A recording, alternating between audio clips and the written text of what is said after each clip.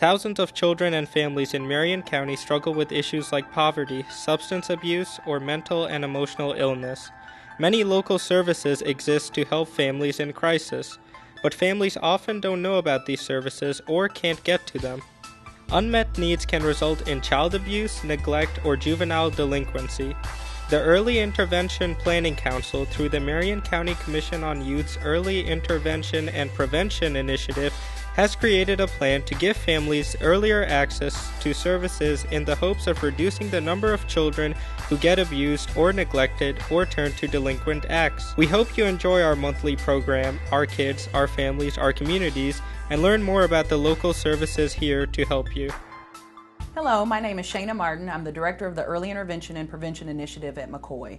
Thank you very much for tuning in to another episode of Our Kids, Our Families, Our Communities. And this month we're highlighting the topic of positive strategies for discipline. This is a topic and an issue that's come up in several of other of our shows where we've kind of just thrown it out there a little bit, but really felt it was important to have a whole show focused on how to positively discipline kids and what the difference is between discipline and punishment, and just really kind of dig in deep. As a lot of us who watch this show are parents, and we want to make sure, as a parent myself, that we're doing the best that we can for our children and helping to guide them in the best way. So I have two of our community experts, Dr. Cindy Jackson and Peggy Esselman Campbell, who are here to just share a lot of their information and insights on the topic. So if you both could just start off by kind of introducing yourselves and talk a little bit about the work that you do in the community. Yeah. Well, good morning. Good morning. Yeah, and I'm glad to be here today to talk about something I've been talking about most of my professional career.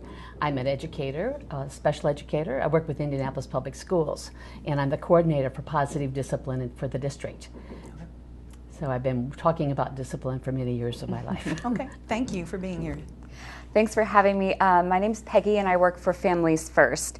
We provide education and therapy for clients, and so my role there is to run our parent education program. I work with families and parents who are struggling and help them to learn more about some positive ways to become a better parent or a more positive and stronger parent for their children. Okay, thank you very much. So what is the difference between discipline and punishment? I think that's a term that we use interchangeably all the time, and I'm pretty sure there's a difference, but would love to hear what you ladies say is the difference. Could I if start? there is a difference. Yes. Yeah. Go right ahead. I'd like to start. Well, the word discipline means to teach. Okay. And I think many people think the word discipline means to punish and to stop. So really it means to teach, which is our major goal as being a parent and being a teacher. Our goal is to teach children how to behave so that they have the understanding of how to be successful. And to punish really means to stop a behavior. It's a way of saying I'm going to interrupt it or stop it with hopes that it will not repeat. But we often know that sometimes our strategies for punishment may not have the goal that we think we might want them to have. So, but I think the important thing about discipline is it's about teaching and reinforcing and expecting the positive things and helping children pay attention to what you want them to do, and you do that by teaching and reinforcing. Yeah, we say discipline are all the things that you do all day, every day, all of the different strategies that you use, but the punishment, like Cindy said, is when you're stopping that behavior. But discipline is the wraparound, all of the little things that you do on a day-to-day basis with your child that, like Cindy said, to teach them the behavior that you want to see on a daily basis. Well, I think the other important thing to remember about when you're using discipline or talking about discipline is to remember that it's going to be different for different levels of age of children. And that's probably the most important thing, that the strategy you're going to use when your children are 1 or 2 is going to be very different than the strategy you're going to use when your child is 9 or 12 or 13. It's because the cognitive development of the brain and the language that's part of understanding and sharing and teaching. So that sometimes is the hardest part, because if we don't understand the developmental characteristics and the learning strategies of a child who's 4, then it makes discipline being not effective sometimes, because we may want to talk to them like an adult, but they're not understanding me as an adult. And I think that's probably one of the biggest challenges most parents face is what's going to be appropriate language for a 3-year-old, appropriate way to teach how to cross the street or how to play with a friend. What's the best way to do that for their age level?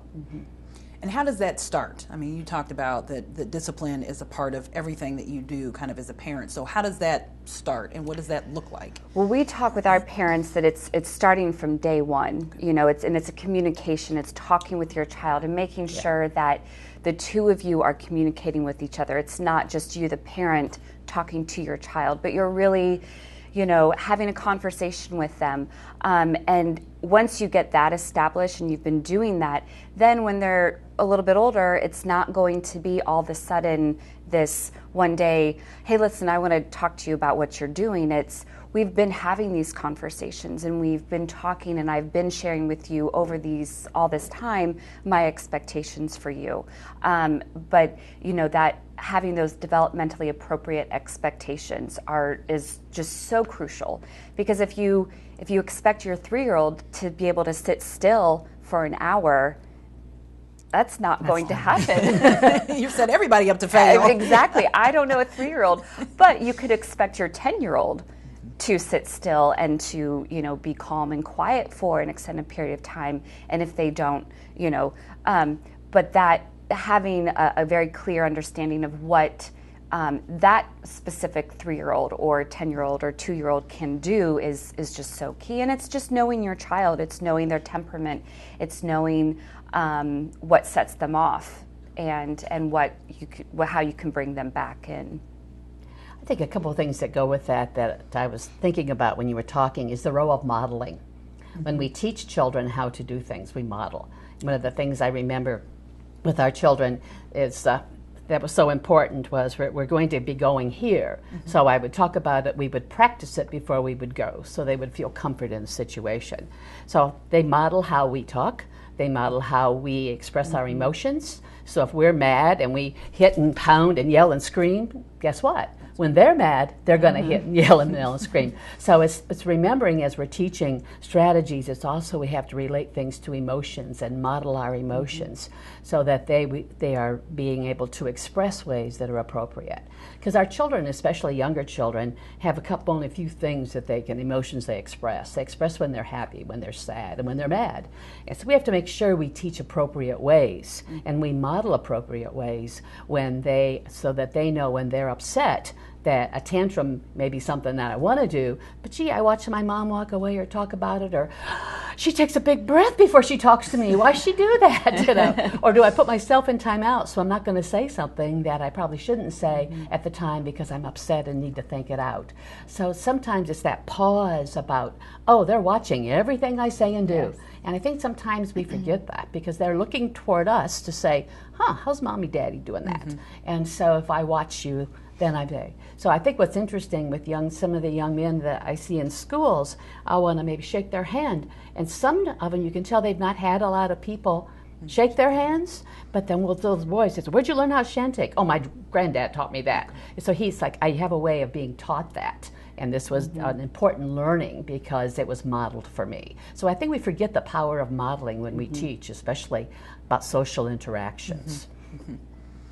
And so then when they go to school, they're acting out or displaying what they've seen at home, or not what they've experienced, or what they have not and seen. Because I think that's a lot of part that we make assumptions that our children just get it. You know, they get how to behave. Right. And they don't. In many, many situations. So if they haven't had opportunities to play together or to sit and have a conversation, then that's new. And so I'll do what I know. And if I don't know different, then I will do what I know that I'm safe with. So that's really important about watching your child is say, oh, I thought they knew how to do that. Well, they don't, so we better talk about that, or let's model that, or let's play this game at home so when they get to school, they know how to play that. Because what I'm seeing is some of our children, as they're younger grades coming to school, is that they may have not had a lot of interactive experiences. Okay. So that's probably one time where they're going to make mistakes. And we all make mistakes, and I think that's the other thing we have to remember about children. They're not going to be perfect. None of us are. Yeah, none of us are. Yeah, but sometimes we have the expectation. Well, I told you that once. Well, I need to hear it 20 times. And see it. And see it. And then the part practice of practice and reinforcement. Hey, nice job. Boy, I like the way you spoke. Or that was a good way to walk away without hitting. Or just, talking about the behavior, not if it's good or bad, but what you want to see, what we want children to do. And I think that's really an important part. Yeah, that you have to learn as a parent. To learn, yeah. Yes, absolutely.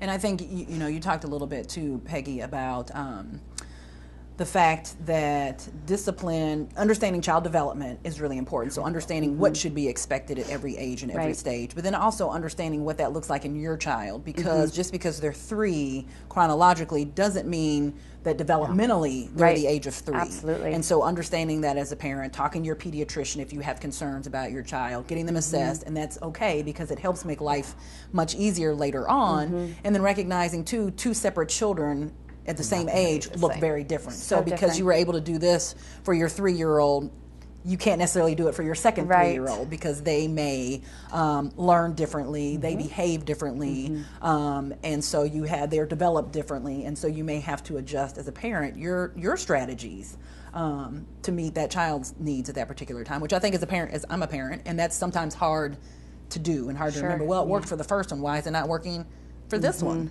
Well, and I'm really glad you mentioned with the pediatrician or reaching out and talking, because I think that's the best thing. When moms are all alone, it's really tough because you're not talking, say, hey, my child did this and my child does that, and how'd you teach them to do that, or is this normal? Because sometimes what we see is think it's abnormal, but it really could be normal because we don't have a comparison. So I think talking to your pediatrician, talking to your pastor, talking to a teacher, a social worker, a grandparent, there's ways that conversation I think is so important, because there's a lot of different stimulation happening in our world today that our children need to be prepared for. Yeah, cell phones, video games, all these types of things that take some problem solving to be able to negotiate really well. I think the other, you mentioned the positive reinforcement and really making sure your child is aware of what you see them doing well and praising that. When I talk to my parents, we talk about ignoring the behaviors you don't want to see, unless, of course, they're getting ready to jump off from the couch and, hurt themselves. But ignore those behaviors that maybe aren't that bad, that they're really wanting to get your attention, and then praise them for the positive behaviors that you're seeing, and get them to better see how, when they're acting well, you're going to respond in a really positive way. That positive reinforcement can be really powerful for some kids. Again, for other kids, it may not have the same effect that you're hoping for, but for some kids who like, like your 4-year-old, he wants mommy's happy face, yes, and so that might be far more ignore powerful. Those behaviors, he is not happy, right? But he stops. Yes, because he wants to see mommy happy, and that really positive energy coming from you again can be really powerful for a child. I think you said something interesting about what children want. That one thing I think is important to remember is behavior communicates, and it's kind of communicate, and it has a purpose for children, because they may not have the words, right? But they have actions to show that we have to do that interpretation, and we hope we do it right. But behavior usually has a couple things it communicates to us. It communicates I need attention, or I'm going to escape something that I'm not sure I can do or is uncomfortable for me. So those are the basic purposes of most of what we do as children, maybe even as an adult sometimes. So I think sometimes if you can stand back and say, oh, is that attention, or we are escaping here because we're uncomfortable and don't know how to do it, or it's hard, or it doesn't feel good, or gosh, I don't know how to ask for attention, so I'm going to do this because I know if I do this, she's going to drop where she's coming and she's going to come help me and give me attention and tell me that I'm a good. So that's another piece of understanding the behavior, that it is communication, and we need to be readers of that communication when we're talking to our children. Okay. Yeah, I'll never forget that as a social worker, hearing the first time in class that negative attention is better than no attention. Any attention at all. So that a lot of times kids are acting up because they simply just want some attention. And I think sometimes when you have families of 2 or 3 or 4 children, the youngest children learn how to do that. Oh, I got my quota today, so let me do this because I know I can get mommy's and daddy's attention. I know I can get attention. And we forget, oh, that's a good message to say, I better carve out a few minutes of one-on-one time. And I know that's really hard with our demanding schedules, but sometimes that prevention really pays off. And I see nods from parents because, yeah, it really Yes, does. it does. Yeah. You pay attention to the positive and that little bit of time together because we are like roving reinforcers, I like to tell them to you. You forget how powerful you are as a positive, for your children because we all need that validation of, I'm important and I'm important to you, Mom. Or Dad, and it's kids they'll help us find that if we don't find it ourselves, right? Absolutely. Yeah. It's like that temper tantrum at the grocery store. What do? You walk away from it. You walk away from it. And you prevent it back before Or you yes, go you in, prevent it, right? You yeah, walk talking walk about the away, expectations you prevent it, and- and you think about the moment with the child, not about what everybody else is thinking. But it's so easy to get caught, Sure. in that. Yeah, I always found the best tool is like we're walking in, and here's the rules before we walk in, so that they're pretty clear, and have the child say back to me. And that was always a good one for our son to reinforce the language about that. And then it works because then they know that, am I going to get candy today or not? You never told me. Yeah. So if we talk about it, it usually is easier. Then you kind of remind you, remember what I said when we walked in, and then it's usually easier, and then reinforce when they do follow, like you talked about. Yeah, that whole thing with honey and sugar is better than the sour. Yeah. Any day, whatever Grandma said. It's always really helpful because I think it makes all of us feel better, which is the goal, right? To have the positive self-esteem so that you can meet the challenges of your day. Right. So how do you tell parents, because I know you do a lot of parent education, how do you tell parents where to start? If it's not something they've been doing with their child since birth, where do you start? How do you start to change sort of? Yeah, so in fact, we just talked about this in our last parenting class, the difference between an open response and a closed response. Okay. So a closed response basically says to your child, I don't care. I don't really care about how you're feeling or what happened, so just you go deal with it on your own. Whereas an open response says, I want to know. I want to know how this made you feel, or I want to know why you did what you did. And that, again, is a very powerful thing for your child because they want to share with you, they want to talk with you, but again, you're very powerful in how you respond to your child. So, if your child says, well, she made me so mad, and your response is, well, I don't care, you shouldn't have done that. Well, let's talk about it. What made you so mad? And then you're in a conversation. And once you can establish that strong base of conversation with your child and communication, the next time, hopefully, she's going to come to you or he's going to come to you before there's a situation. And you can talk through it, and you can maybe give them strategies if it's something that's happening at school for how to maybe work through this same situation in a different way. If it's something that's happening at home, well, let's talk about, why is this behavior continuing to happen? But like we're doing today, it's a conversation. It's just talking through these moments that our children are experiencing a lot of times for the first time, and so they don't have anything to go off of. Whereas we as adults, we've gone through these situations over and over, so we know we have past experiences to draw from. So again, I think if you haven't established that from day one, it's never too late. Children are always learning and they're always ready and willing, but we have to open that door by giving them an open response. I want to hear what's going on with you. I want to understand what's happening with you, and that can make all the difference in the world for a child.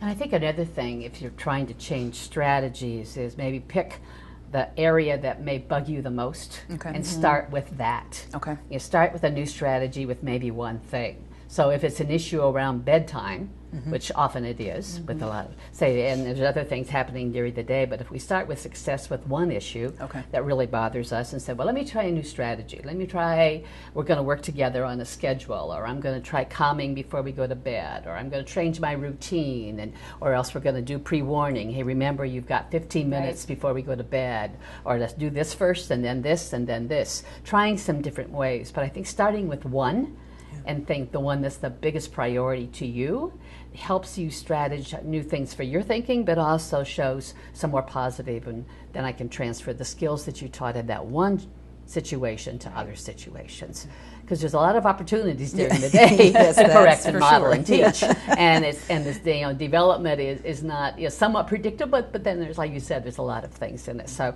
I think it's really important to prioritize, or you can feel pretty defeated. It's like, oh, I tried this new thing and it's not working, and well, you tried it, like at lunch and after dinner, and to pick up the toys, and when your sister came home. But maybe if we break it down, it's easy, you feel better as a parent as well, and the child knowing, oh, I was successful with this, and they were successful, and we all felt good. Then we can do the same strategy maybe at other times. That's a good So are idea. you going to ask about or concerned about the question of spanking? I was trying not to. I was sitting over here thinking, should I or shouldn't I? Sure, go right ahead.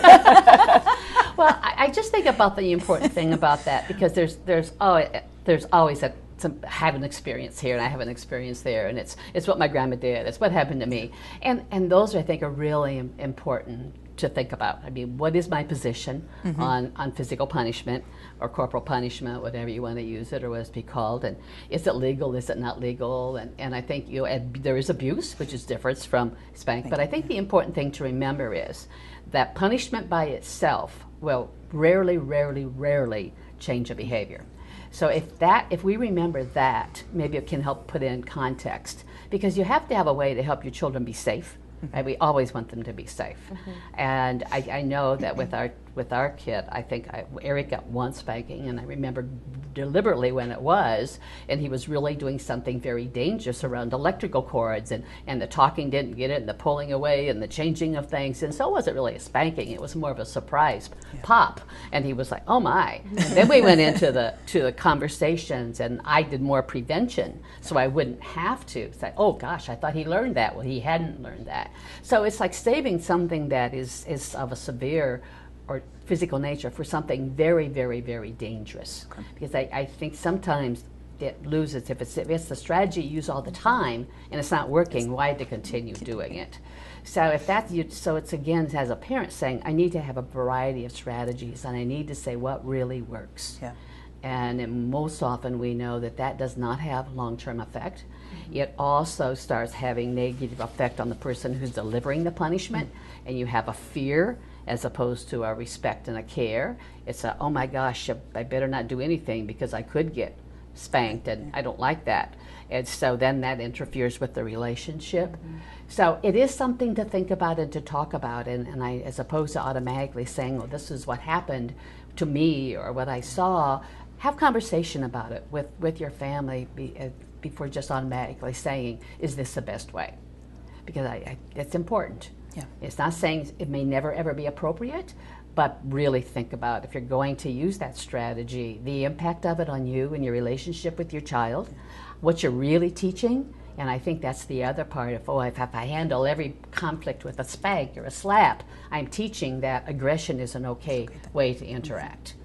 So it's just some counter arguments or some other thinking tools to think about. Okay. And I think in today's world, and here you go getting when I push one of my buttons, is I think what happens with TV and video games and all these things that maybe weren't around when we grew up, there are more opportunities to watch violence and watch aggression.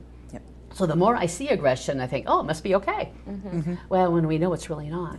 And some of that's very artificial and very removed, but if I see it over and over and over Without again, any consequences it kind of Right. desensitizes, right? There's no accountability to it. But if I do it, there has to be accountability because I'm right here with you. Yeah. So it's like, oh my gosh, I'm hurting you. Well, I need to hear that I'm hurting you, because on TV and video games, you don't hear You that. don't see that part of it. And that's the feedback kids need to know. They need to know that that is hurtful, that is painful, and that I don't trust you, and I'm moving away from you because I don't like the way you made me feel.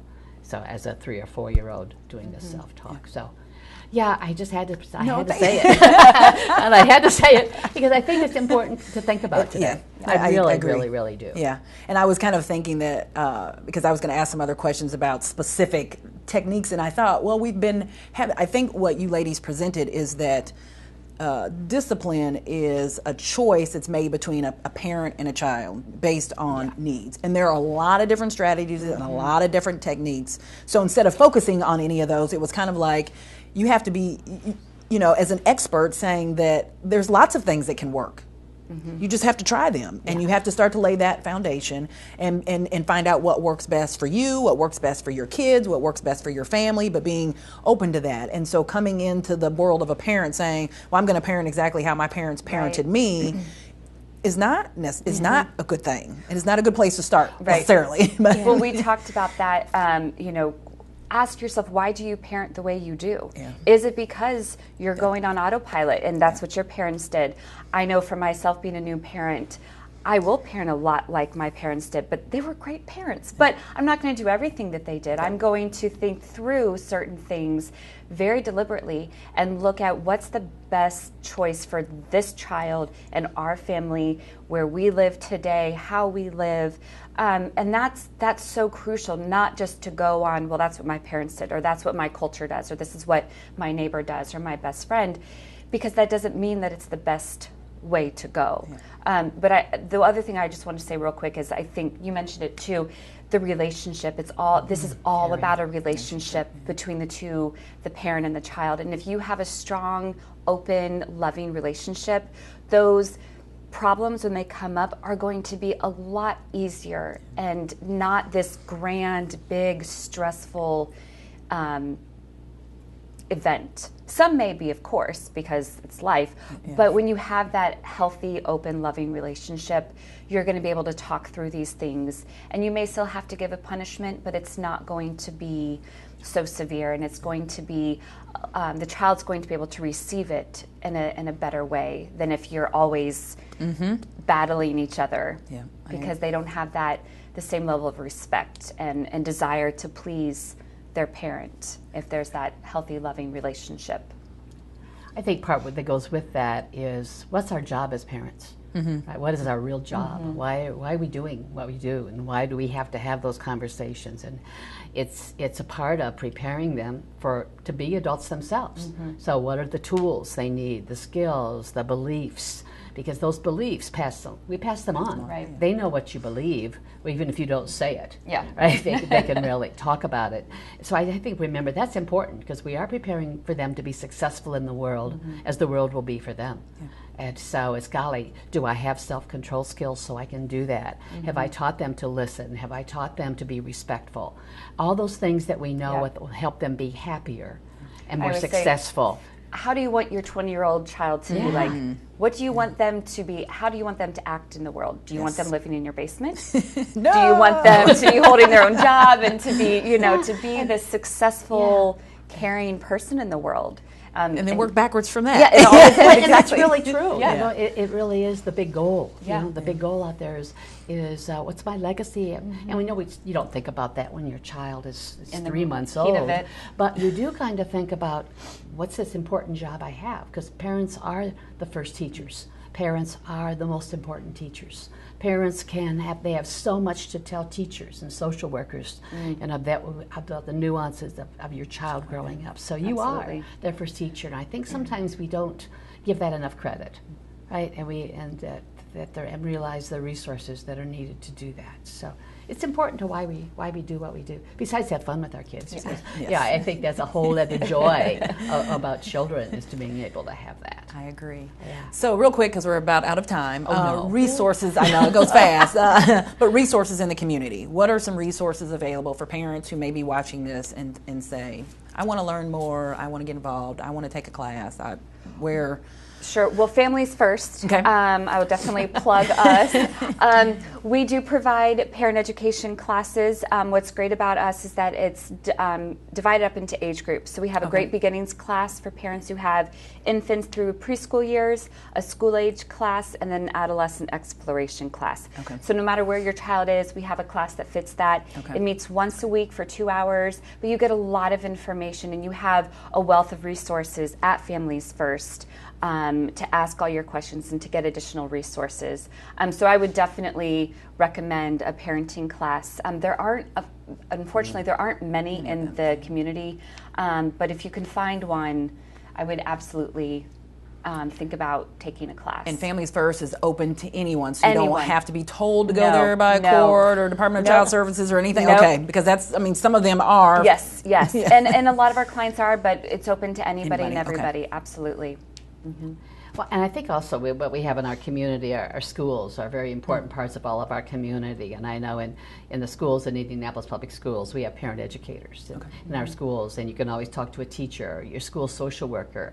The library has incredible books. Yes. There's probably good apps and bad apps for your iPhone. Yeah. But I think there's tools out there to explore. And remember, there's always a philosophy when you look at a website on why do I do this or do that. Kind of remember, look at several different websites and just don't go to one that you may have to. And then always remember that you've got partners and peers to talk to. And I think the other thing about parenting is so important that my husband and I always had a lot of talks about conversations about what are we going to do, how are we going to do it. And if you're a single parent, you've got to find your partner there. It may not be, or it could be the parent that's not the absent parent, or it could be grandmother, but it's creating a network. Because it's a tough job. Yes, it is. It's a the tough hardest job ever. It's probably it is the hardest job. And it's all ever. on the job training. Yeah. Definitely on the job training. On the job, on the fly. You've had a little right life this minute. experience, but the translation isn't always easy. So seek out and don't be afraid to ask for other people for help, because there really are. But our community does need to have things more accessible than I think that we need to Absolutely. be able to do that. Well, thank you very much, ladies, Dr. Cindy Jackson and Peggy Esselman Campbell. Yep. Thank you very much for being on the show. And thank you so much for sharing all of your great insight and wonderful information and resources. It's been very helpful. I appreciate it. And I always take a little bit of information after every one of my shows and get to put them into practice in my own life. So I really appreciate it. So Well, thanks for having us. You're Thank you. welcome. Thank Thank It's you. a pleasure. And thank you for tuning in to another episode of Our Kids, Our Families, Our Communities. And we look forward to seeing you again soon.